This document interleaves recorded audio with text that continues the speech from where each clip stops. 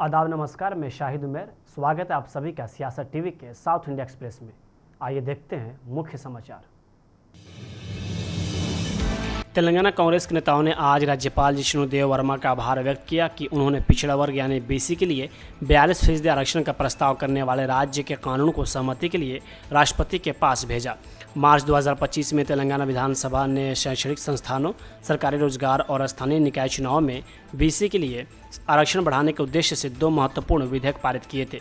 नई नीति बीसी आरक्षण को 42% तक बढ़ा देती है, जिसमें तेलंगाना जाति सर्वे के आधार पर इस तरह के कदम को लागू करने वाले पहले राज्यों में से एक बन गया है। राजभवन में राज्यपाल से मुलाकात के बाद राज्य पिछड़ा वर्ग कल्याण मंत्री पुन्नम प्रभाकर ने इस कानून को देश के लिए रोल मॉडल बताया। उन्होंने इस बात पर जोर दिया कि विधेयक व्यापक जाति डेटा द्वारा समर्थित था और राज्य ने नीतिगत कदम से पहले एक विस्तृत जाति सर्वे आयोजित करने के एक उदाहरण स्थापित किया था। प्रदेश कांग्रेस अध्यक्ष बीसी महेश कुमार गौड़ ने फैसले को ऐतिहासिक बताया और जाति आधारित गणना पर राष्ट्रीय बहस शुरू करने के लिए वरिष्ठ कांग्रेस नेता राहुल गांधी को श्रेय दिया। गौड़ ने कहा कि राहुल गांधी जाति सर्वे का मुद्दा उठाने वाले पहले राष्ट्रीय नेता थे और सामान्य जनगणना में जाति गणना को शामिल करने का केंद्र का हालिया फैसला उनके प्रयासों का परिणाम है।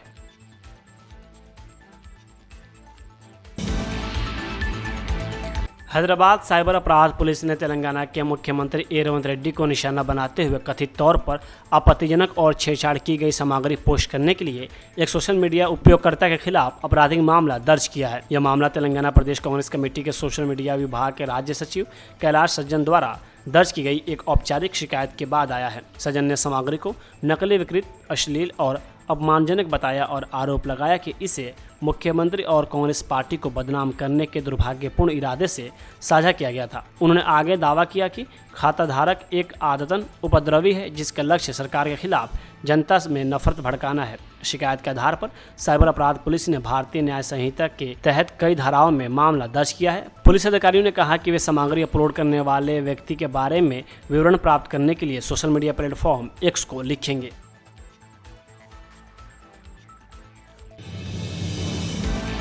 भारत में जाति जनगणना कराने की घोषणा पर लोकसभा सांसद और एमआईएम प्रमुख असदुद्दीन ओवैसी ने अपनी पहली प्रतिक्रिया दी है।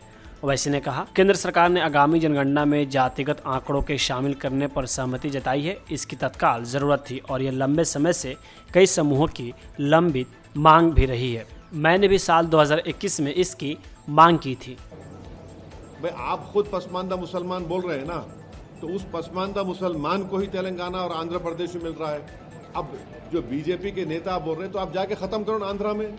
आप तो पावर में हैं वहां पे, आप तो पावर शेयर कर रहे हैं। बेशर्मी की हद है।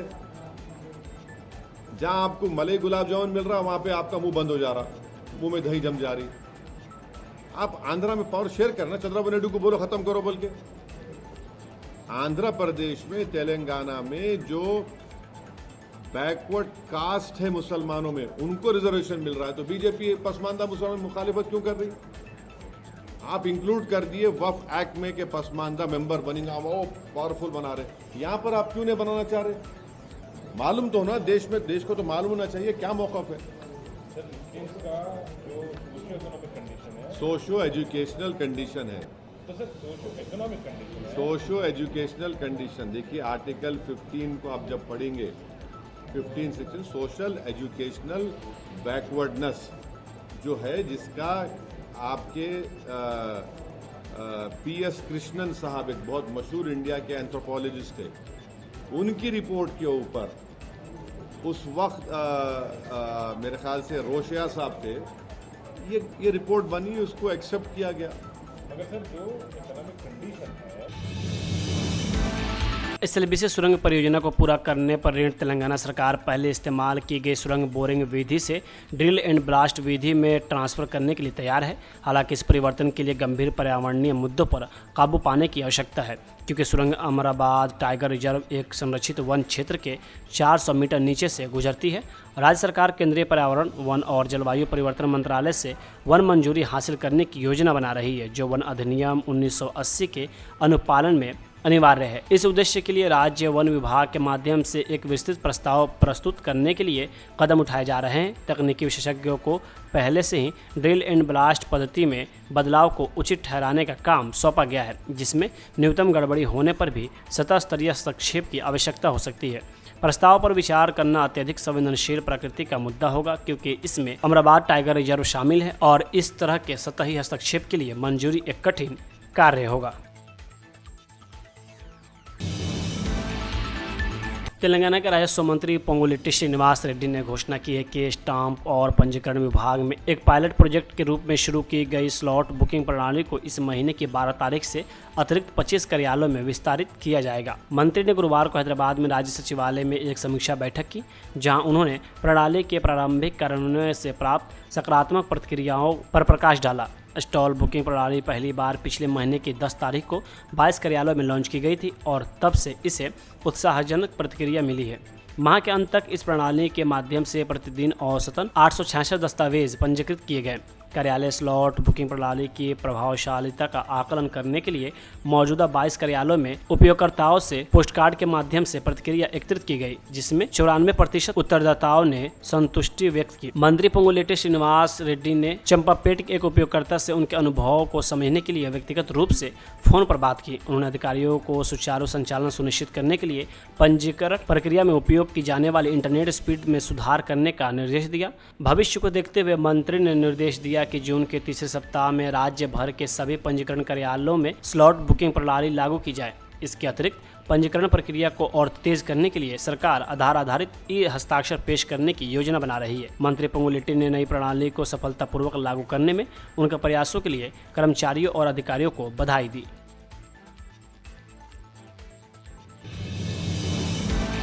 टॉलीवुड अभिनेता विजय देवरांकोंडा पर गुरुवार को पहलगाम हमलों की तुलना अतीत में आदिवासी युद्धों से करने के लिए मामला दर्ज किया गया था। एसआर नगर पुलिस के वकील लाल चौहान की शिकायत के आधार पर SC/ST अत्याचार अधिनियम के तहत मामला दर्ज किया गया। शिकायतकर्ता ने आरोप लगाया कि देवरकोंडा ने अपने भाषण में कश्मीर में पहलगाम घटना का जिक्र करते हुए टिप्पणी की थी कि ये हमले सैकड़ों साल पहले आदिवासी समुदायों से जुड़े संघर्षों के समान थे। वही मामला दर्ज होने के बाद पुलिस ने वकील को आश्वासन दिया है कि अभिनेता के खिलाफ उचित कार्रवाई की जाएगी।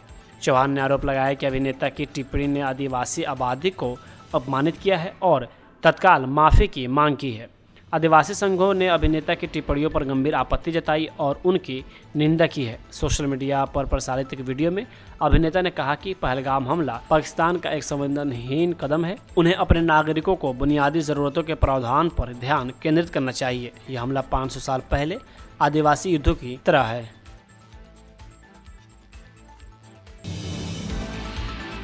कर्नाटक के मुख्यमंत्री सिद्धरामैया ने आज बताया कि उन्हें धमकी भरी कॉल्स मिली है और उन्होंने पुलिस से इन कॉल करने वालों की पहचान करने और उनके खिलाफ कार्रवाई करने की मांग की। पत्रकारों से बात करते हुए सिद्धरामैया ने कहा, मुझे भी कॉल भरी धमकी मिली है, क्या कर सकते हैं। हमने पुलिस को सूचित कर दिया है और उनसे कहा है कि वे धमकी देने वालों की पहचान करें और उनके खिलाफ कड़ी कार्रवाई करें। मुख्यमंत्री ने यह भी बताया कि पुलिस को मंगलुरु में एक कुख्यात अपराधी सुभाष शेट्टी के मर्डर के मामले में आरोपियों को पकड़ने के लिए निर्देशित किया गया है। इस मामले की जांच अभी जारी है और हत्या के कारणों का अभी पता नहीं चल सका है। सिद्धरामैया ने कहा, सुभाष शेट्टी के बारे में कहा जा रहा था कि वह एक रॉडी शीटर था, लेकिन इसकी पुष्टि की जानी चाहिए। हत्या के बाद मैंने पुलिस से बात की है और हमने ADGP को मंगलुरु भेजा है।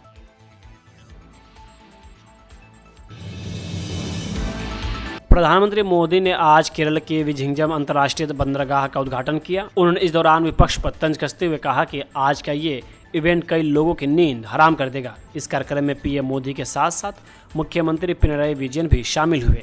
PM मोदी ने अपने भाषण के दौरान गौतम अडानी का भी जिक्र किया। प्रधानमंत्री मोदी ने कहा, यहाँ CM विजयन भी बैठे हैं, ये तो इंडिया गठबंधन के मजबूत स्तंभ है। शशि थरूर बैठे हैं।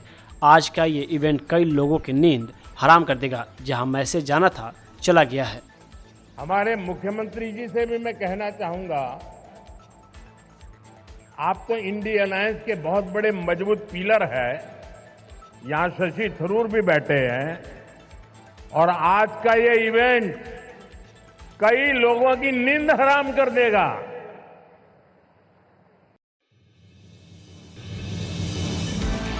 विझिंगम बंदरगाह के उद्घाटन कार्यक्रम के दौरान पीएम मोदी ने केरल के सीएम पिनराई विजयन और कांग्रेस सांसद शशि थरूर का जिक्र किया। कांग्रेस सांसद राजीव शुक्ला ने कहा कि पिनराई विजयन मुख्यमंत्री हैं और शशि थरूर तिरुवनंतपुरम से सांसद हैं, इसलिए वे पीएम के कार्यक्रम में हिस्सा लेने गए थे। उद्घाटन कर रहे थे कि इंडी अलायंस के दो प्लेयर हैं, बड़े पिनराई विजयन और दूसरे खुद उसमें जो है मुझे लगता है ये मजाक की बात होगी, क्योंकि पिनराई विजयन चीफ मिनिस्टर जब हैं तो ऑब्वियसली प्रधानमंत्री के लिए उस कार्यक्रम में जाएंगे। शशि थरूर वहाँ से सांसद हैं, उनको भी जाना पड़ेगा। उसको ही समझना है कि वो पार्टी में आ गए हैं, बीजेपी के साथ आ गए, तो बिल्कुल ही हंसी की बात है।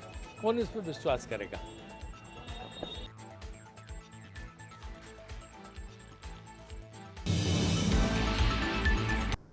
साउथ इंडिया एक्सप्रेस यहीं होता है समाप्त। मुझे दे अब इजाज़त। बाकी खबरों के लिए बने रहें सियासत टीवी के साथ।